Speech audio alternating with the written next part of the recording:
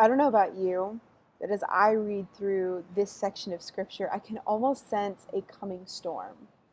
We have two kings, Saul and David, who both have been anointed of the Lord. But Saul was told by the prophet Samuel, you are going to lose your kingship. And then Samuel goes out and anoints David as the Lord directed him. But there's these two guys in control. Now, Saul is still acting as king. He's still going out and um, in battles. And David was actually even serving underneath Saul and was one of the campaign leaders. Like, he was fighting Saul's battles. But eventually, this doesn't fly anymore. And you can see this growing tension because Saul has actually tried to kill David on a number of occasions. At this point in our reading, David's out in the wilderness. He is like fleeing. He's running from Saul. Saul's on one side of the mountain. David's on the other. And they're both kind of charging. And you can see this converging moment about to happen. And it happens in somewhat of a humorous way. David and his men are hiding in the back of the cave. And Saul comes into the cave, not because he knows David's there, not because he's on a battle mission, not because of anything like that. The honest truth is, he had to relieve himself. And I guess the cave was better than the open wilderness. And so he goes in there and he takes care of business. And David is in the back, sees what's happening. His men are hanging out with him and they're like, oh my gosh, this is the moment. Like, God has given him into your hands. Go for it. Take your revenge. And David doesn't. Now he does creep up on him. This is super creepy. But he does get close and he cuts the corner of his robe off, the corner of Saul's robe.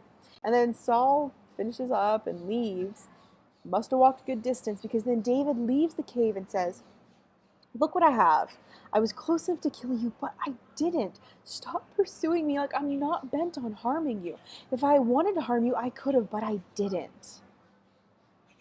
And Saul basically says, you're a more righteous man than I. Like, they have this big emotional moment, and then Saul leaves him alone. But here's my question.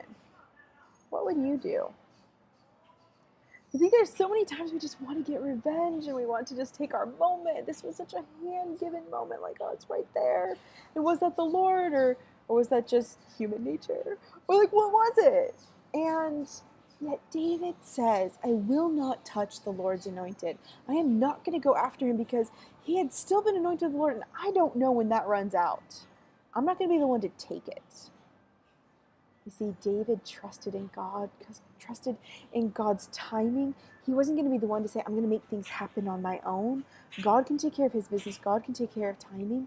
I will be faithful, and I'm not going to cause harm. I don't want in the middle of that. That is huge to me. That's a really good lesson for me to remember. Like, it's so tempting to get our own sense of revenge, our own sense of justice, even in things that seem like this is just golden opportunity and this must be justice. He was able to refrain, and I want to be someone that can refrain. Like, yes, if I'm supposed to step into a moment and actually act, like, I want to have the bravery and courage to do that, but I also believe that God can take care of stuff. So what would you do? I think it depends on us, it depends on our growth, it depends on our maturity, but it makes for a great story to really reflect on. And the story's not over between Saul and David. We're going to see more to come.